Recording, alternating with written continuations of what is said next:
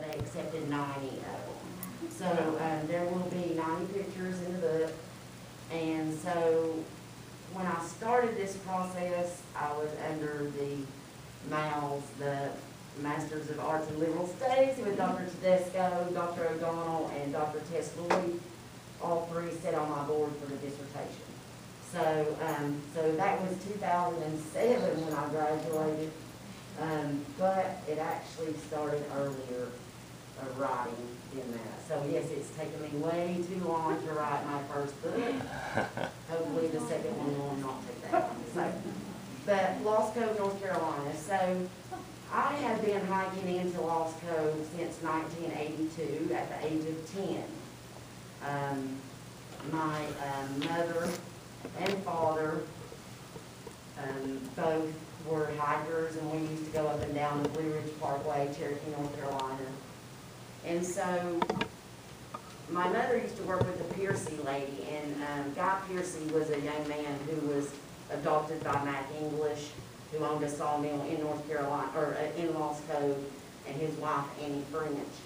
And so at first the name used to be Lost Cove, North Carolina, title A Land Between Two States, and we'll get to that in a few minutes about why that is. And then from 1864 to 1957. They were probably in Lost Cove a little earlier than the Civil War, but I started it actually at that point is because of Morgan Bailey. So where is Lost Cove? Lost Cove is in between Poplar, North Carolina, and Irwin, Tennessee, along the Tennessee state line, North Carolina state line, in the Nolechucky Gorge. There are several ways you can get into Lost Cove, whether that be through Spotty Mountain, up Blacktop Mountain, and down into the cove, or you can walk the railroad tracks from Unicoi Springs in Unicoi County, or you can come down from Poplar, North Carolina, into the Cove as well, but it's a little bit longer that way. So the beginning of Lost Cove actually began with Stephen Morgan Bailey. He is the son of Yellow Jacket John Bailey and Lavada Ray. And Lavada Ray's family owned a lot of land in North Carolina, Yancey County. And Lavada Ray's father actually gave John Yellow Jacket Bailey 120 acres in Burnsville. And so that's where the Burnsville Square is at now. There is a statue there in Burnsville that has his plaque on it, and it talks about John Yellow Jacket Bailey. Of course, Ottawa Burns is also for Burnsville, so there's a statue there of him as well. So Morgan Bailey was married to Rebecca Deaton. They had probably, I think, around 20 kids. Also, yeah, back then, you know, there was a lot of children. She died at an early age, Rebecca did. And then, of course, there was John D. Tipton. He's what we call the Herman of Lost Cove because he was a huge distiller in moonshine. And he escaped a lot of raids of moonshine in the mountains. And he was married to Carolyn Peterson. The Petersons are a big family along the Poplar Toe River Gorge area. And so John D. Tipton is the son of Reverend Wiley Tipton and Isabel Whitson. And he was born in Kentucky, but his family moved into Yancey County because Isabel Whitson's family lived there. He had two other brothers that were born in Kentucky as well, but the rest were born in North Carolina, in Yancey. You know, North Carolina has townships, right? And so they were born in the Yancey Township.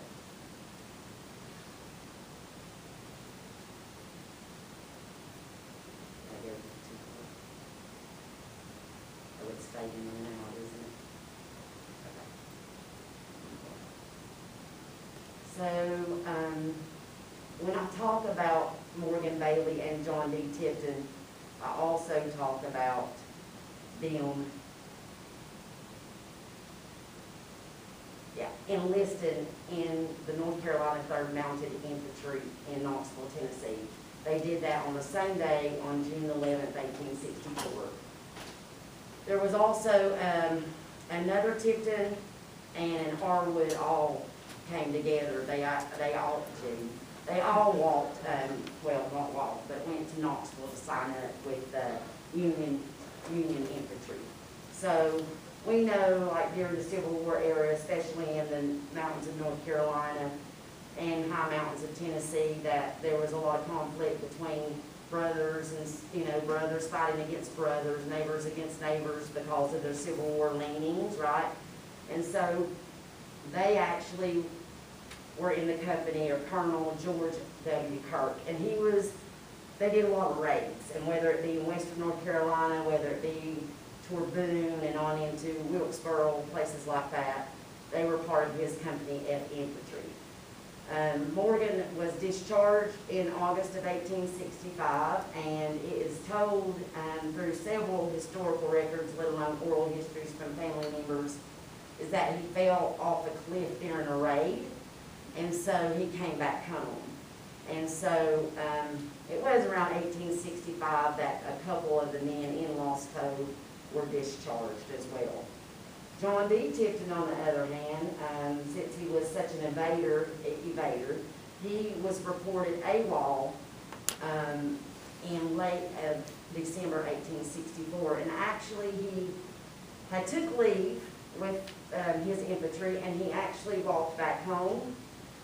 But what happened is that he had gotten sick, because by the time he'd gotten home, it was winter. It was, you know, dead of late winter in late December, and his soles where the shoes were shot, and so he got the flu. And so they reported him being AWOL, but he actually wasn't. So word finally got back to his infantry and down into Morristown, and that they took back being AWOL. So he actually went back into Asheville, North Carolina in 1865, in around June. So he met back up with his infantry. And we start off like, once the book comes out, you will see that it's the beginning, and then it's like chaos, and talk about the boundaries and everything in the book. And then it also talks about different articles that are written about the book. Mostly all newspaper articles, right? There was never really any set articles on Lost Cove. They all came from newspapers. So some of the early deeds is that Morgan Bailey paid $10 to a Native American, and he traded him a shotgun. It was prime territory up in there. Samuel Bird, which is great-grandson of Morgan Bailey, calls it an upland plateau, and so it's because there's some, you know, rolling hills. I mean, they, you know, had corn and all that. I mean, it was perfect prime territory for hunting, let alone for growing. So John D. Tipton paid $500 to Isaac Love in 1902 for 230 acres of land in Lost Cove. There is no deed for Morgan Bailey. I've tried to search it. The good thing is that Yankee County deeds are exceptionally, they're unbelievable. You can go in there to the courthouse, type in on their computer a deed, and it'll pull it right up for you. And it goes all the way, the earliest one I found was 1884.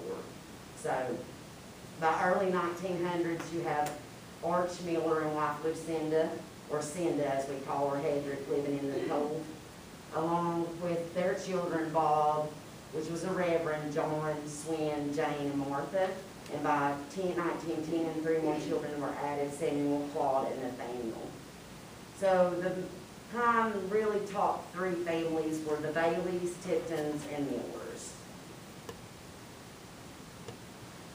So when we look at Lifeways in the Cove, there were around 13 to 20 families in the Cove from 1860s, 1958. Families farmed, raised chickens, hogs, they had horses, corn, tobacco, crops. If they did not have anything, like they traded a lot. They had herbs, they hunted ginseng, mushrooms, jolly fish hunting, morels. They did all that. They had blackberries, I mean, they had blueberries, they had all that. And so if they didn't have anything that they needed, they would trade and go up to the poplar store to do that. So they would use what we call a sled trail, and they would have a little cart behind them and drag it to the poplar store. So, of course, they always hunted for bear and deer. There's a spring that went to just about every house. Even when you go into Lost Cove today, which my last time there was in 2019, is that the springs are still abundant in Lost Cove. And so, you know, there's no electricity, right? And so they would have a cold storage, what we call cold storage, where they build a block, you know, blocks around their creek, and then they'd sit their milk and butter and all that stuff in it. So, of course, they bartered for the sugar and flour and things that they didn't have. And then the apple orchards were unbelievable. I mean, there's 3 or 4 families. Belmer Bailey had one of the biggest apple orchards. Wiley Tipton had a big apple orchard. So it was abundance of apples. I mean, I even remember going in the early 2000s that the apples were like this big.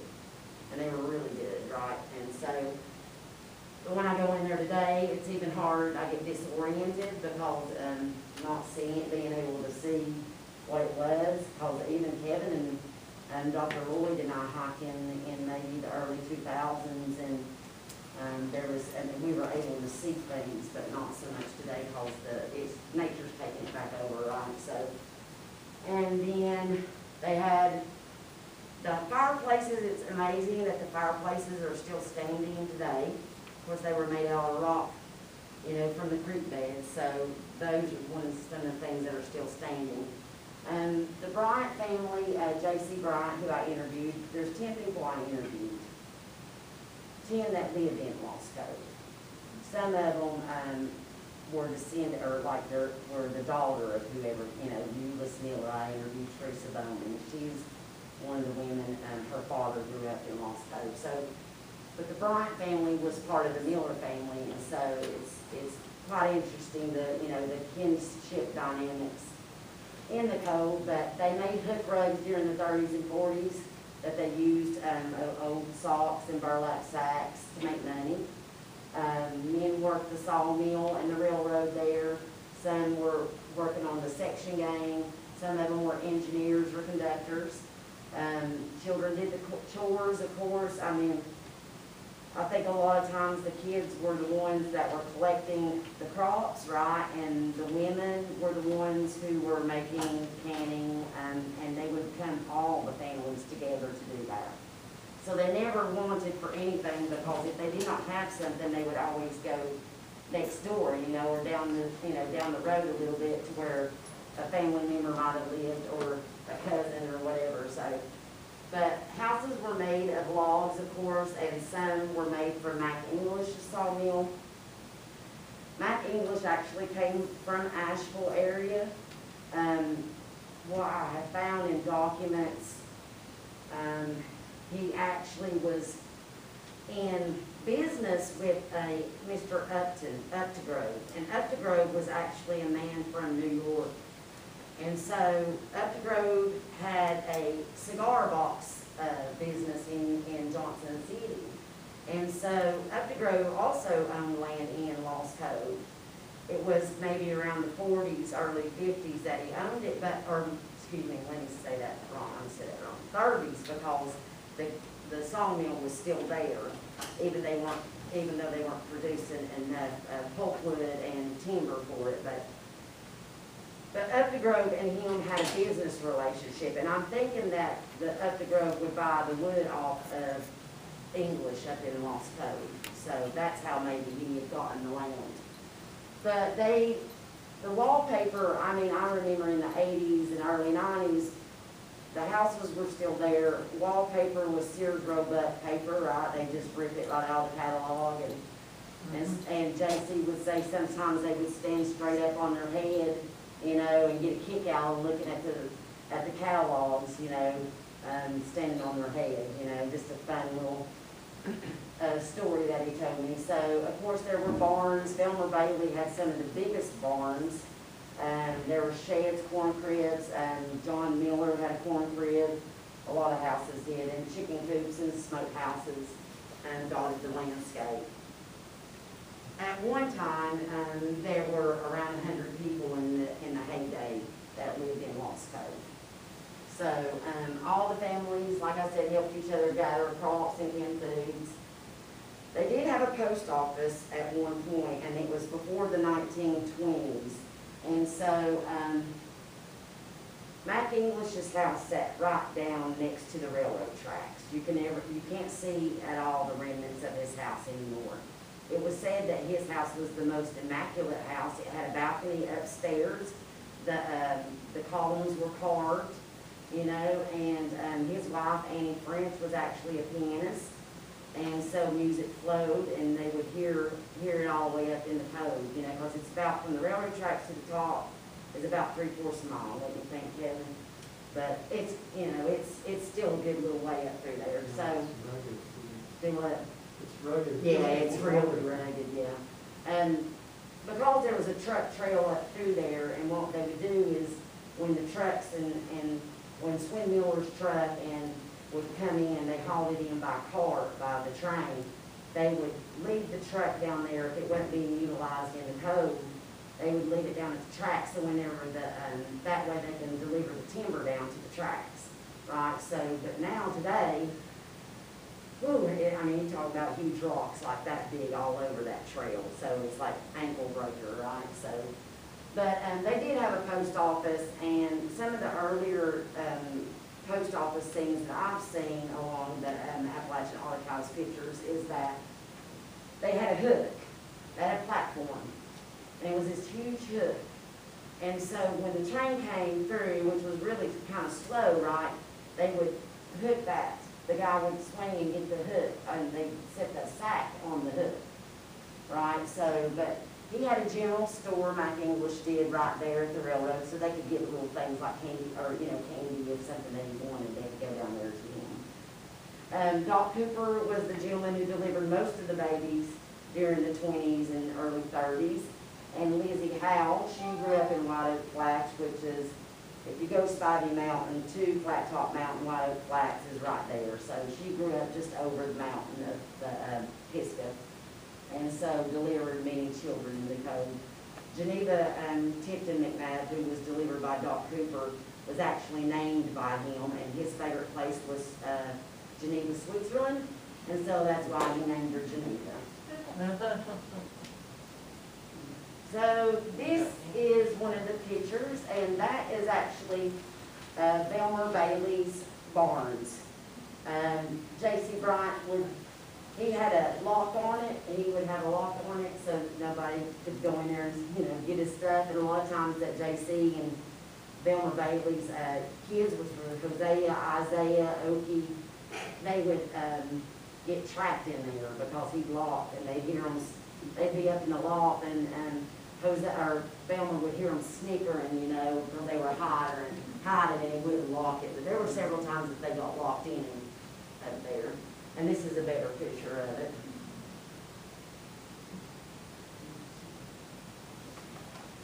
That's Hosea sitting in the loft there. Okay, and this is John Miller, which was Arch and Cindy Miller's, one of their oldest sons. That house, even in the 90s, was unbelievable. I mean, it's yellow, and it had a big porch. That porch actually goes around. And it's set off by itself, closer to the bottom of Flat Top Mountain and closer to a trail that at a lot of times that people would drive from White Oak Flats down to from the Bryant's homestead, that they would, Betty Peterson Bryant's, or Betty Bryant Peterson's brothers tried to build a road into Lost Cove from their property, which is in White Oak Flats. And so there's an old rutted out trail down through there that you can actually walk from, but his house sat past the schoolhouse. It's funny, the dynamics is the Millers were over here, the Baileys ran through here, and the Tiptons were up on the hill behind the cemetery. And this is Bob Miller's house. Back in the 80s, early 90s, it looked a lot better than that. But today, that's one of the only houses standing. And if you can see, it kind of was a nice graded out with the house sitting right there on equal level property. But now the hillside is slanted it away. It's fallen down pretty much. And this was John Miller's smokehouse. I'm trying to get that right. This picture is in the book too, and this is Hosea and Isaiah in Lost Cove. That's early 50s, late 40s, and well, because Hosea is a little smaller then.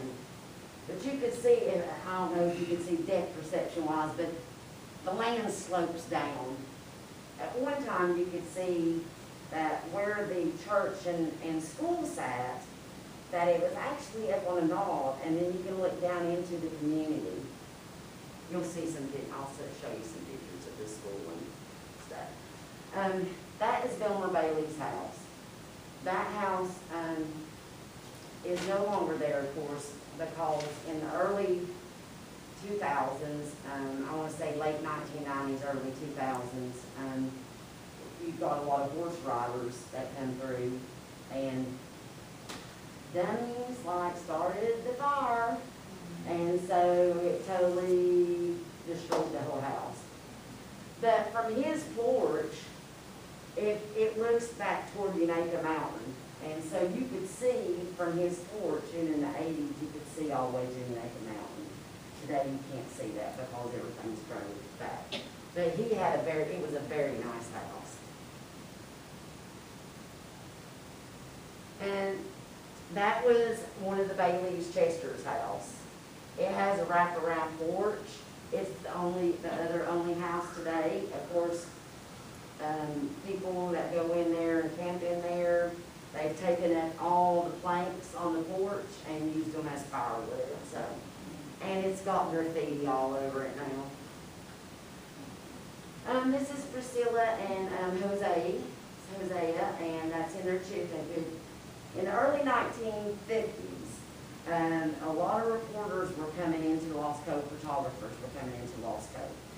They had learned that the night operation Christmas thing that would go on with the Salvation Army, I think it was Salvation Army, out of North Carolina, they learned that kids in Lost Cove were underprivileged, you know, a lot of them were, and so they were going to bring Santa in there, and so they were able to visit Santa one year, but one year they went to Asheville because Santa didn't make it in because of snowstorms.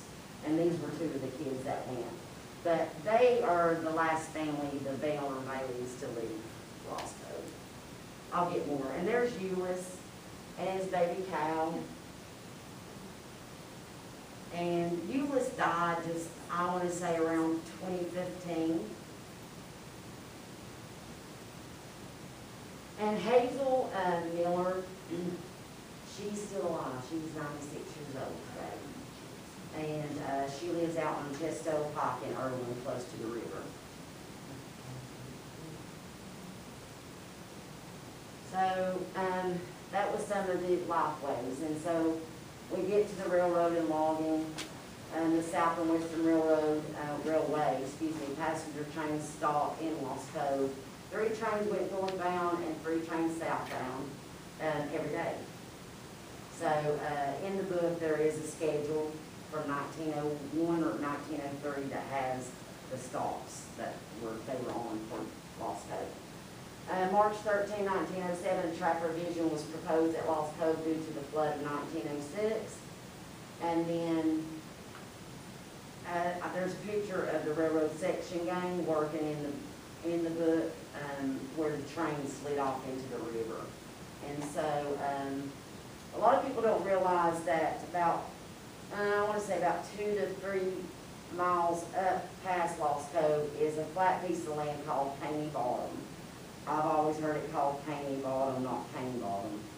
But around 6 to 8 houses and what we call railroad cars or shanty houses for the African American men, Italian men, those of different nationalities actually live in. But in Caney Bottom, some of the Tiptons live there as well. Even though I didn't include them in the overall population, in Lost Cove, they are mentioned in the book. And today you can, I can't remember what year it was, I want to say it was 2017, 2018, I hiked from Lost Cove to Poplar, And it's over 4 miles on the railroad tracks, which I do not recommend because your shins will kill you, but there's remnants of the houses that once were there. And so, railroad logging in 1917, at least 12 people traveled southbound from Lost Cove per day, while 4 per day traveled northbound. So southbound would be going to Asheville, northbound would be going to Irwin. Many men in Lost Cove worked the section gangs. I think I told you some of that, and they were engineers. J.C. Bryant's father worked the engineer as a conductor there, along with the railroad came logging. Mac English, you know, it was early 1910, around that area, when he brought the sawmill in around Devil's Creek, which is around the state line. And today there are remnants of about a mile up from the, you know, from the state line. You can see remnants of rails and stuff like that, where there was a rail that went up off the hill. So the first sawmill in the Cove around, I said 1905, so was the Caldwell Lumber Company, and that was under Pat Alderman, which was an Unicoi County historian. So I haven't found much information about Caldwell. I've looked at archives online under lumber companies, and I haven't found much information on them. And so Mac English, of course, his sawmill, 1910. So his sawmill actually produced what we call acid pulpwood. It went to Canton, North Carolina a lot. It went to South Carolina. But they did, you know, they had a lot of poplar they used, a lot of pines and stuff like that. So he owned around 5,000 acres of land, from the Noachukee, from Poplar to Devil's Creek. And in the American Lumber Edition, I put this in there. This is one of the articles, or not articles, this was in, an article. So he and his brother and sons owned 3 sawmills along the Tennessee border and is building a large planing mill. He has quite extensive plant that at Carrollton, and has another mill under construction at Mack, Tennessee, which I have not to this day found any information where Mack, Tennessee is at. It has to be somewhere in between Lost Cove, Carrollton, and Unicoi Springs, up in what we call no business knob. It has to be somewhere up in there. So the capacity of the operations will be tripled by the improvements, and is estimated there is 80 years cut of timber in the holdings at the regular output rate of 60,000 feet a day. Mac English is also postmaster, which he was at one time, and then Swindmiller became postmaster, and the leading spirit of that town. Of course, it's, you know, putting a little emphasis on, you know, Mac English. So, almost everyone in there worked at his sawmill besides the railroad. They produced a large amount of cross ties, acid wood, so the railroad needed to make changes to the rails to keep up with hauling all the wood products. But in 1925, a huge fire swept through the mountains and destroyed his sawmill.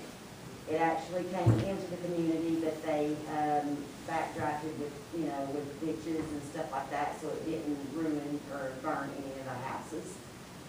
Families did not lose property; they fought back. I already said that, right? I'm going a little bit too fast. So in 1927 to 28, Clinchfield wanted to remove the switch and the frog from the side rail at Lost Cove, since no acid wood could be produced. And Mac English battled them for years. I want to say it was up until 1938, down around that area. Well, yeah, it is. And so, but he died. He did move from Lost Cove to Asheville for a little bit because his brother was over there, but then he ended up in Washington County because in the 1930 census, him and Annie are living in Washington County. But he then must have moved because they're both buried in Maryville, Tennessee. And so the third sawmill actually came in 1939, and Swindmiller used his truck to haul the wood up and down the road, down to the railroad tracks. And like I said, it was hauling on the flatbed. So It's funny, I will tell you this, J.C. Bryant will tell you, it's in the book, it's a story that